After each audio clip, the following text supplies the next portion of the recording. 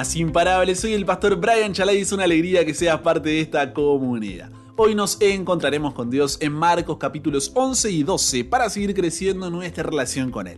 Recuerda estudiar estos capítulos antes de escuchar el episodio. Este no busca reemplazar tu estudio personal, sino motivarte y enriquecerlo. Con eso dicho, ahora sí, conversemos. ¿Qué verdad aprendemos sobre cómo es Dios y su dirección para nuestra vida? Padre, que en este día podamos reflexionar sobre dónde está nuestro corazón. A veces simplemente vivimos y avanzamos día tras día, tarea tras tarea, actividad tras actividad y no nos damos cuenta que nuestro corazón está lejos de ti, Señor. Que hoy podamos hacer un parate entonces y decir, ¿dónde está mi corazón? Poder pensar sobre esto, reflexionar y en caso de que no esté en el lugar correcto, poder acomodar. En el nombre de Jesús oramos. Amén. Marcos capítulo 11 inicia el tercer acto de este libro, donde describe el final del ministerio de Jesús en Jerusalén. En el primer acto, todo el mundo se pregunta ¿quién es Jesús? En el segundo acto, los discípulos se preguntan ¿quién es Jesús? Y en este último acto, encontramos la mayor expresión de Jesús como siervo, siendo el punto más alto, la revelación máxima, esta semana final, que termina nada más y nada menos que en la cruz, después de todo lo que vino construyendo anteriormente. En Marcos capítulo 11 y 12 encontramos un Jesús que entra en conflicto con los líderes políticos religiosos del pueblo judío, haciéndonos ver cómo a lo suyo vino y los suyos no le recibieron, mostrándonos que la salvación no está limitada solamente a una nación específica, nunca lo estuvo, sino que todos, judíos y gentiles, dentro de los cuales se encuentran los romanos, comunidad donde vivían los cristianos a quienes Marcos les escribe primeramente, pueden ser alcanzados por la gracia y misericordia de Dios. Y este Dios era diferente a cualquiera que ellos hayan conocido.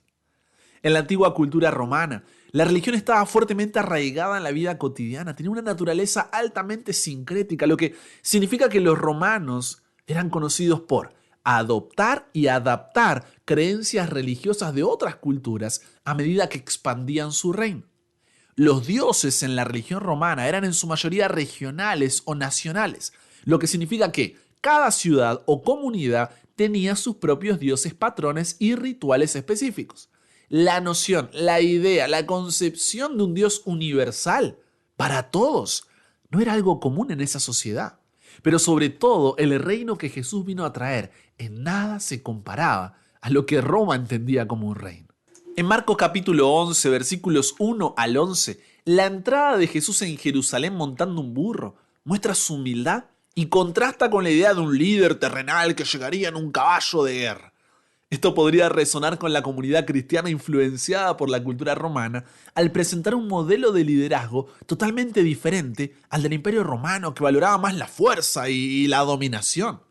Al día siguiente Jesús entró en el templo de Jerusalén, el exacto movimiento que los judíos esperarían que el Mesías prometido en el Antiguo Testamento realizaría.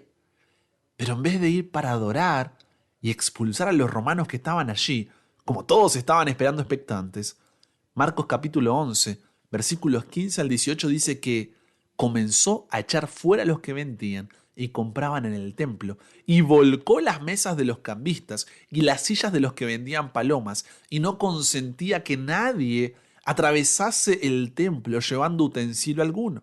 Y les enseñaba diciendo, ¿no está escrito? Mi casa será llamada casa de oración para todas las naciones. Mas vosotros la habéis hecho cueva de ladrones. Los romanos no eran ajenos a la corrupción religiosa en sus propias prácticas y en la de otros. La explotación económica y comercial en el ámbito religioso podría haber sido un tema familiar para ellos. La acción de Jesús fue vista como un llamado a la autenticidad, a la pureza en la práctica religiosa, algo que podría haber chocado con quienes estaban cansados de las manipulaciones y abusos en nombre de la religión. Piensa que todo esto sucede todavía con la multitud que entró a la ciudad con él. Tremendo espectáculo. Jesús, al rebelarse contra los líderes políticos religiosos del pueblo, da una clara evidencia allí de su soberanía. Actuó como el rey que realmente es. Y seguidamente, ¿qué hace? Comienza a sanar enfermos. ¿Imaginas cómo enloqueció la multitud? Viene, da todo vuelta y después se pone a sanar. No tiene sentido. La gente no se resistía. Hosana, el hijo de David, eran las alabanzas que salían de su boca. Los sacerdotes y escribas habían perdido completamente el dominio de la situación. Por eso en Marcos capítulo 11, versículos 27 al 33, cuestionan directamente su autoridad. Pero Jesús deja sus intenciones en evidencia al responderles por medio de la parábola de los labradores malvados y la higuera estéril. La parábola de los labradores malvados era para decirles que de la misma forma los líderes religiosos no habían escuchado a los siervos de Dios, sus profetas, queriendo así adueñarse de un pueblo que no les pertenecía, le pertenecía a Dios. Y lo que Jesús les dice es, ni siquiera viniendo yo, ¿se dan cuenta de su condición? ¿Qué otra cosa puedo hacer por ustedes? Por otro lado, la parábola de la higuera estéril, esta representa a Judá. El hecho de que no pueda tener frutos es una metáfora de la falta del fruto espiritual, la falta de confianza del pueblo judío.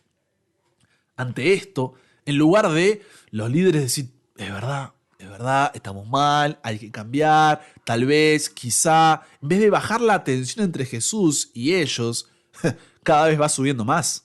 Cada vez va subiendo más y más. Pero constantemente vemos un Jesús que ante el continuo rechazo no deja de extender su amor, no deja de extender su compasión.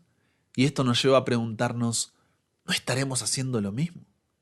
En Marcos capítulo 12, versículos 13 al 34, encontramos 3 incidentes: la cuestión del tributo, la pregunta sobre la resurrección y el gran mandamiento. Y si bien todos estos encierran diferentes cuestiones, al final veremos que se trata de lo mismo. Acompáñame. La cuestión del tributo en Marcos capítulo 12, versículos 13 al 17, es con los herodianos, un partido político judío que apoyaba a Herodes, colaborando con el Imperio Romano, contrario a los fariseos, que eran nacionalistas y se oponían tanto a Herodes como al César. Ellos le preguntan a Jesús, ¿es correcto dar tributo al César o no? ¿Cuál era la intención detrás de esto? Que Jesús se posicionara de un lado u otro. Si aprobaba el pago de tributos a Roma, dirían que estaba en contra de la ley de Dios que, según los fariseos, prohibía el pago de impuestos a un poder extranjero, perdiendo la aceptación popular como Mesías. Pero si prohibía el pago de tributos, que era el impuesto, lo presentarían ante las autoridades romanas como un traidor, como un revolucionario que necesitaba ser acabado. ¿Qué hizo Jesús? Dejó en claro que ser cristiano no significa desatender los justos requerimientos del Estado, siempre y cuando esto no sea contrario a la autoridad de Dios.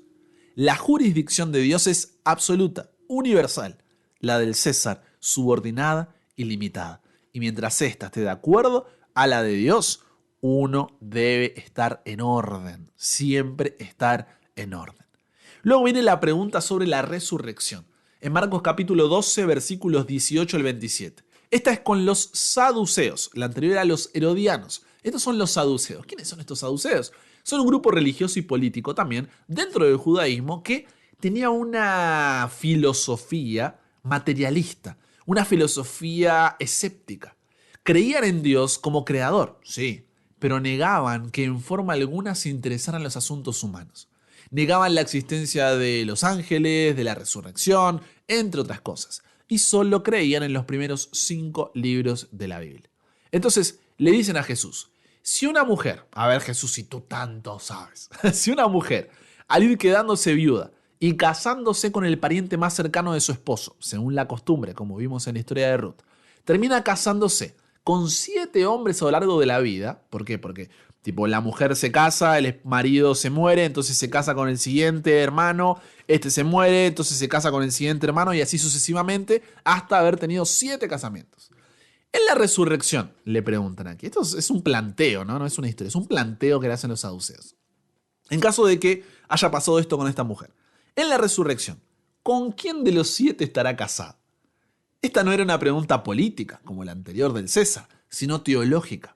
A lo que Jesús les dice que no habrá necesidad de matrimonio, porque el orden de vida que tendremos en el cielo será totalmente diferente. Allí no nos casaremos ni nos daremos en casamiento. Y la cuestión del gran mandamiento, en Marcos capítulo 12, versículos 28 al 34, vuelve a traer a escena a los fariseos, quienes trajeron uno que la tenía clarísima con el tema de las leyes civiles y religiosas judías. Este le pregunta a Jesús, ¿cuál es el gran mandamiento de la ley? ¿Por qué hace esta pregunta? Porque los fariseos tenían la costumbre de como poner los mandamientos en orden de importancia, ¿viste?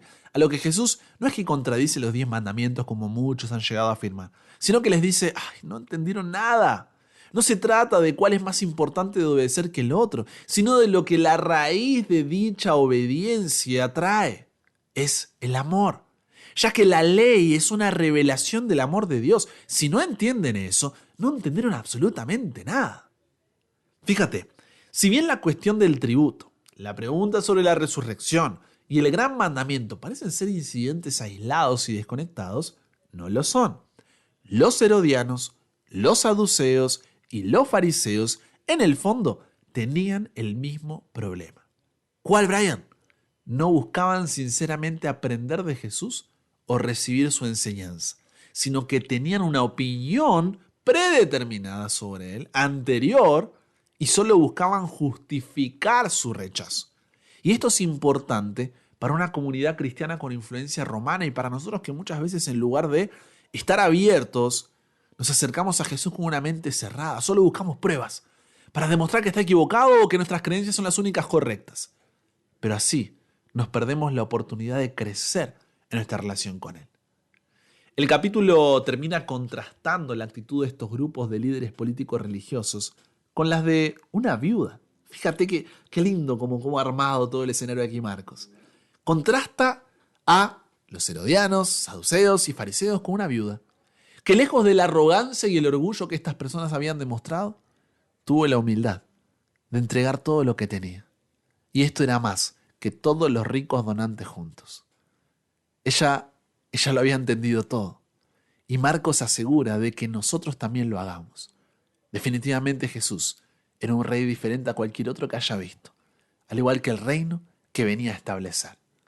Reforzando lo que había dejado en claro en el camino a Jerusalén: el que quiera hacerse grande entre vosotros será vuestro servidor, y el que de vosotros quiera ser el primero será siervo de todos. Porque el Hijo del Hombre no vino para ser servido, sino para servir y para dar su vida en rescate por muchos. Piensa en tu propia vida. ¿No estamos actuando igual que el pueblo judío en estos capítulos? Pregúntate, ¿estoy siendo indiferente ante el llamado de Dios? ¿Priorizando lo terrenal sobre lo espiritual y dejando de lado mi relación con Dios porque tengo que trabajar, mis estudios, que la familia? Ojo, no significa que esto no sea real e importante. Estoy hablando aquí de prioridades. Pregúntate, ¿estoy cerrado, aferrándome a mis creencias sin permitir que Jesús me enseñe y transforme? Esas son preguntas que cada uno debemos hacernos y responder de forma sincera. Si no, no seremos muy diferentes a los herodianos, saduceos y fariseos. Permitamos hoy que Dios nos moldee. Permitamos hoy que nuestro corazón pueda ser solamente de Él. Conversamos con Dios sobre esto. Padre, ¿cuántas veces uno viene con sus ideas preconcebidas en la cabeza intentando encontrar excusas o justificaciones en tu palabra, Dios? Ayúdanos a poder tener la humildad de llegar a ti con un corazón abierto, dispuesto a poder ser enseñado por ti. Porque tú eres un Dios que a pesar de que somos cabeza dura, sigues extendiéndonos tu amor y tu gracia como lo hacía, Señor, con los judíos. Padre, necesitamos de ti. Queremos que realmente nos cambies, nos renueves, nos transformes, nos hagas cada día más como tú. Pero para eso, danos esa humildad, Señor. Danos esa humildad. No queremos ser como los herodianos, saduceos y fariseos, sino que podamos decir: Dios, ¿qué quieres de mí? Moldéame. Ayúdame, Señor, a poder vivir en tu voluntad. Y gracias, Señor, porque a pesar de todos estos malos ejemplos, también nos dejas uno bueno, ¿no? El de la viuda, que estuvo dispuesta a entregarlo todo. Que nosotros también podamos estar dispuestos a tanto. Por eso nos entregamos hoy a ti, Dios. Te entregamos todo nuestro corazón. Cámbianos, renuévanos, transfórmanos, somos tuyos. En el nombre de Jesús oramos. Amén. Y con eso llegamos al final. Comparte con otros lo que aprendiste hoy. Súmate a la comunidad en WhatsApp totalmente gratis si todavía no lo has hecho, para recibir una notificación en tu celular cada mañana, escuchar los episodios sin conexión, tener material extra, hacer tus preguntas, acceder a contenido exclusivo y te espero en el siguiente para que nunca pares de aprender y nunca pares de crecer. ¿Por qué? Porque hasta el cielo no paramos.